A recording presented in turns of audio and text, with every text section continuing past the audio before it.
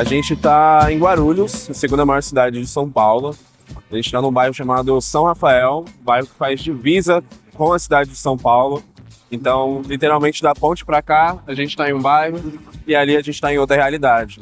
Crescer em um território guarulhense, ele foi muito divisor, assim, de oportunidades. Porque apesar de estar dentro dessa grande São Paulo, a terra prometida das grandes oportunidades, nascer em uma outra cidade já te deixa à margem de acesso a transporte público, a trabalho, a uma casa de cultura. Por muito tempo, o sentimento mais próximo era o ódio. Eu não entendia o porquê que chovia, alagava, eu não entendia por que faltava água, eu não entendia por que acabava a energia, eu não entendia porque era violento, eu não entendia muitas coisas, que talvez até hoje eu não entenda. Eu era muito uma criança, como qualquer outra aqui, muito desconfiada, muito brava com as coisas da vida, então eu acabava descontando muito na rua. Tipo assim, a rua me ensinou muita coisa, coisas boas, coisas ruins, mas ali era onde eu extravasava, era onde eu tinha acesso a lazer, né? Onde, tipo, eu via o mundo acontecendo e ali era meu mundo. Mas a comunicação, para mim, ela partiu através de projetos sociais aqui em Guarulhos, né? Eu tive um professor que foi muito importante para mim, que ele me apoiou muito nessa construção de contato com a arte, de trabalhar um pouco esse sentimento de raiva para o amor. Então, projetos hoje que não existem mais, esses projetos sociais de teatro. Antes era muito comum de você fazer uma atividade social e ganhar uma cesta básica ou um leite. Então, quanto mais atividade você fazia, mais comida você recebia. Então, eu achei que aquilo ali poderia ser uma moeda de troca para ajudar a minha família. Aí, a partir desse momento, eu comecei a ver como, ao me expressar através da arte, eu sabia me comunicar muito bem. Vambora! Meu verso é livre, ninguém me cancela. Tipo Mandela saindo da cela, minhas linhas voando, cheia de serói, dó das cabeças quando... O Infoperifa, ele nasce de uma necessidade de conectar, tipo, a comunicação popular com a educação ambiental. Então, essa intersecção de contar essa realidade da periferia e como que a gente aprende sobre o meio ambiente a partir do território especificamente, sabe? Eu crio o Infoperifa não como um movimento que é do Matheus, mas e sim das pessoas que vêm desse mesmo contexto, sabe, de quebrada, que não teve acesso a pautas de meio ambiente, seja a partir da vivência dela, como que a gente consegue extrair esse saber, sabe? Então, eu já atuei muito dentro da pauta ambiental em outras instituições e senti muito a dificuldade de falar sobre periferia naquele contexto. É como se a gente tivesse uma liberdade para falar, mas tem coisas que incomodam tanto que a gente não tem tanta liberdade. Então eu falei, bom, vou criar esse movimento porque tem muitas pessoas que querendo falar das suas histórias e dos seus saberes a partir desse território.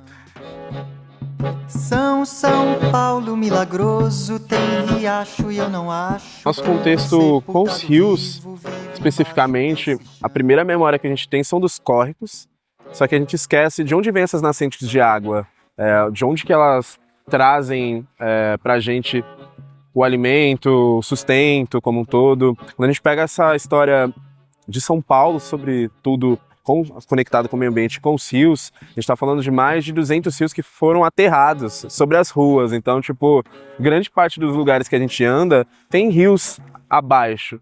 Logo, quando chove, se não tem um planejamento urbano planejado com investimento, fica muito mais próximo de um alagamento, né? E aí acontece histórias como trouxe ali anteriormente de ter perdido as coisas 5 vezes ou mais. Mas entender que a culpa não são dos rios, né? Tipo, a forma que esses rios foram aterrados apaga não somente a história do percurso deles como um todo, mas também as histórias das pessoas que moravam ali próximo, né?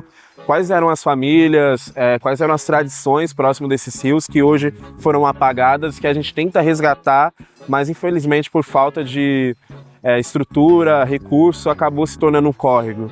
Então hoje eu tento olhar para os rios, como que a gente consegue resgatar essa sensação de água, de pureza, da história do rio como um todo. Quase ninguém entende que a gente está totalmente aterrado sobre os rios, a não ser quando a gente vê uma grande vala e olha para baixo e vê um buraco tão grande e se questiona por que tem um buraco tão grande? Porque precisa, que ali tem a margem dos rios que passam, né?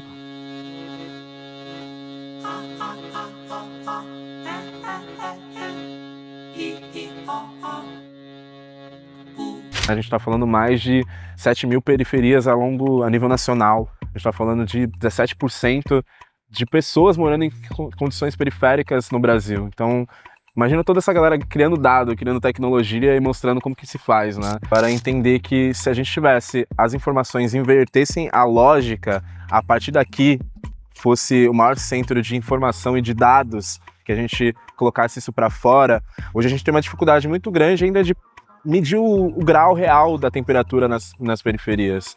Mas se a gente instala aqui um termômetro de baixo custo, mas consiga medir o microclima, a gente já tem informações muito mais específicas do que outros centros de estações climáticas. Então, se a gente tem esses dados aqui, criar essa geração cidadã de dados, né, a periferia como a detentora dessa própria história e do que ela quer contar, a gente consegue provar muito mais do que a nossa própria existência, mas também exigir políticas públicas, exigir infraestrutura, exigir que as matérias contem a verdadeira realidade da periferia, que não é só a escassez, também tem um lado das tecnologias, do plantio, dos rios, das tecnologias que são contadas através das religiões também, por que não? Sabe, mesmo que a gente vive tudo isso aqui todos os dias, mas ainda precisa provar. A gente ainda precisa de uma ferramenta, a gente precisa de tecnologia para pegar esses dados e transformar em algo muito maior.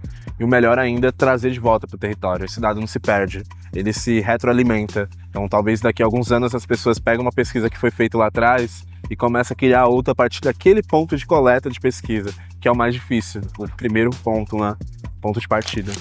Pra ficar mais claro, eu escureci. Aquele passado não me esqueci. Vou cantar autoestima que nem Leci. E Perifa, pra mim, esse é um sonho que começou com o Matheus, mas com certeza é um sonho dos meus ancestrais, que era o sonho da Dona Maura, que era o sonho daquele movimento de ocupação que me ensinou do poder coletivo. É um sonho de muitas outras pessoas. Juntar a informação com a periferia, juntar a comunicação com as pautas de meio ambiente e como que a gente utiliza desse saber para criar novas tecnologias sociais a partir do território. Tô sempre mudando de corações, leis e decorações, sorriso amarelo nas ilusões. Os pretos é chave, abram os portões.